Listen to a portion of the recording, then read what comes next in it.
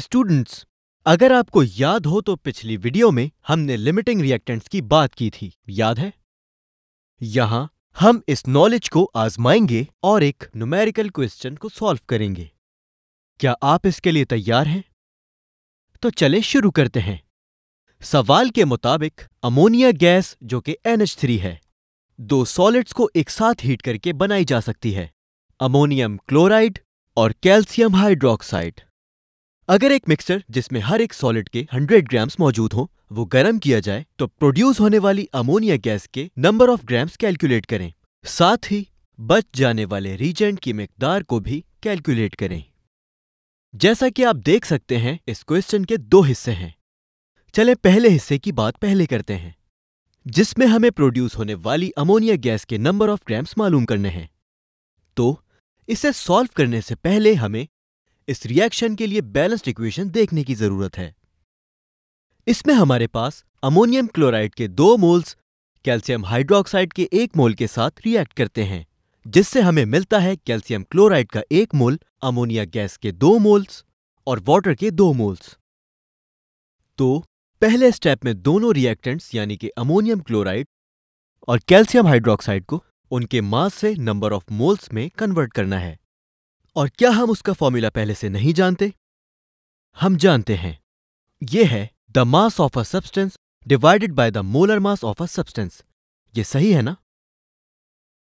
तो हमें सवाल में रिएक्टेंट का मास दिया गया है। सबसे पहले मोल्स की तादाद को कैलकुलेट करते हैं।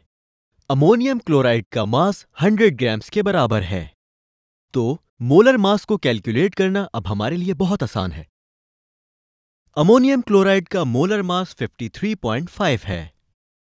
अब सिर्फ फॉर्मूला का इस्तेमाल करते हुए हम 100 को 53.5 से डिवाइड करेंगे और हमें अमोनियम क्लोराइड के मोल्स मिल जाएंगे, जो कि 1.87 है। बिंगो, ये बिल्कुल सही है। इसी तरह हम कैल्शियम हाइड्रोक्साइड के मोल्स को कैलकुलेट करेंगे। तो फिर से हमारे पास कैल्शियम हाइड्रोक्साइड का मास 100 ग्राम्स है, इसलिए कैल्शियम हाइड्रोक्साइड का मोलर मास 74 होगा। और फिर इन दो वैल्यूज को डिवाइड करने से हमें 1.53 मोल्स मिलेंगे, जो कि कैल्शियम हाइड्रोक्साइड के मोल्स की तादाद है। इजी? अब जब हमारे पास मोल्स की यह तादाद आ जाए तो फिर हम करेंगे ये कि प्रोडक्ट्स के साथ रिएक्टेंट्स के मोल्स की इस तादाद को कंपेयर करेंगे, जो कि इस केस में अमोनिया गैस है। तो अमोनियम क्लोराइड से शुरू करते हैं।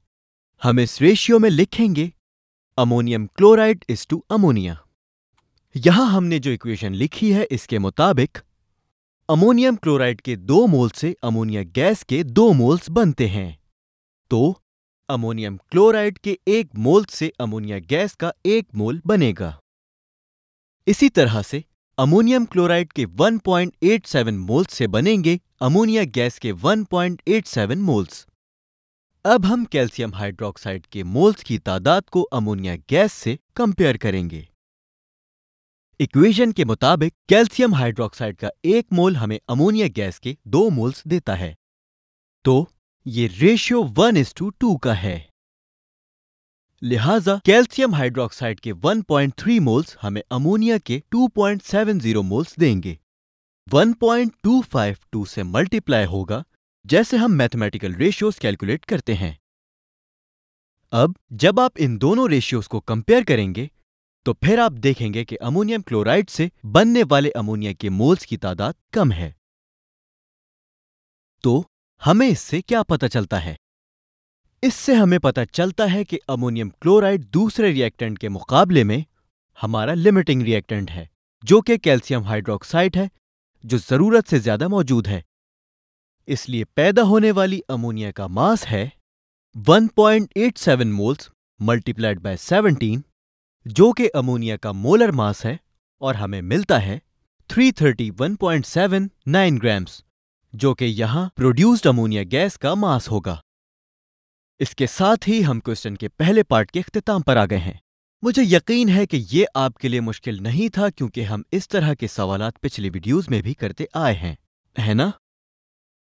अब सवाल के दूसरे हिस्से में देखते हैं, जिसमें हमें अनरिएक्टेड रीएजेंट्स की मिकदार का पता लगाना है। दूसरे अल्फाज में यह बुनियादी तौर पर रीएजेंट का एक्सेस मिकदार है, क्योंकि हमें इस रिएक्टेंट को तलाश करना है जो जरूरत से ज्यादा मौजूद था।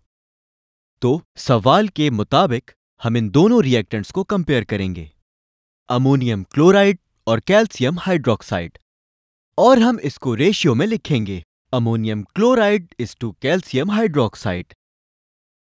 इक्वेशन में यह देखा जा सकता है कि हमारे पास कैल्शियम हाइड्रोक्साइड के 1 मोल के साथ अमोनियम क्लोराइड के 2 मोल्स मौजूद हैं। तो क्या आप बता सकते हैं कि रेशियो क्या बनेगा? यह होगा 2:1। इसलिए अमोनियम क्लोराइड का 1 मोल हमें देगा 1/2 मोल्स कैल्शियम हाइड्रोक्साइड, और 1.87 मोल्स हमें 0.953 मोल्स देंगे। लिहाजा हमें रेशियो मिलेगा 1.87:0.935। यह हमें बताता है कि अमोनियम क्लोराइड से मुकम्मल तौर पर रिएक्ट करने के लिए हमें कैल्शियम हाइड्रोक्साइड के 0.935 मोल्स की जरूरत है। अगर हम अब डॉट्स को कनेक्ट करें तो हम देखेंगे कि पहले हिस्से में हमने कैल्शियम हाइड्रोक्साइड के मोल्स को कैलकुलेट किया था, जो कि इस रिएक्शन में इस्तेमाल हुए, जो थे 1.35, है ना? इसके अलावा मोल्स की तादाद जो कि इस रिएक्शन में इस्तेमाल हुए वो 0.935 थे, और अब हमारे पास रह गया है 1.35 माइनस 0.935, जिसके नतीजे में 0.415 मिलता है। क्या आपको समझ आया कि हमने अभी क्या किया? हमने सिर्फ कैल्शियम हाइड्रोक्साइड के इस रिएक्शन में इस्तेमाल होने वाले नंबर ऑफ मोल्स को टोटल मोल्स से सब्ट्रैक्ट किया है, जिससे हमें कैल्शियम हाइड्रोक्साइड के वो नंबर ऑफ मोल्स मिलेंगे जो रिएक्शन के बाद बच गए थे या फिर जो अनरिएक्टेड थे। एक बार हमें कैल्शियम हाइड्रोक्साइड के बच जाने वाले नंबर ऑफ मोल्स मिल जाएं, तो इसके इस्तेमाल से क्या हम अनरिएक्टेड रीजेंट का मास मालूम कर सकते हैं? जी बिल्कुल कर सकते हैं। हम ये करेंगे कि हम अनरिएक्टेड एजेंट का मास मालूम करने के लिए सिर्फ नंबर ऑफ मोल्स को मोलर मास से मल्टीप्लाई कर देंगे। तो हमारे पास 0.415 मल्टीप्लाइड बाय 74 है, जो हमें देता है 30.71 ग्राम्स, और यही हमारे इस न्यूमेरिकल के पार्ट 2 का आंसर है।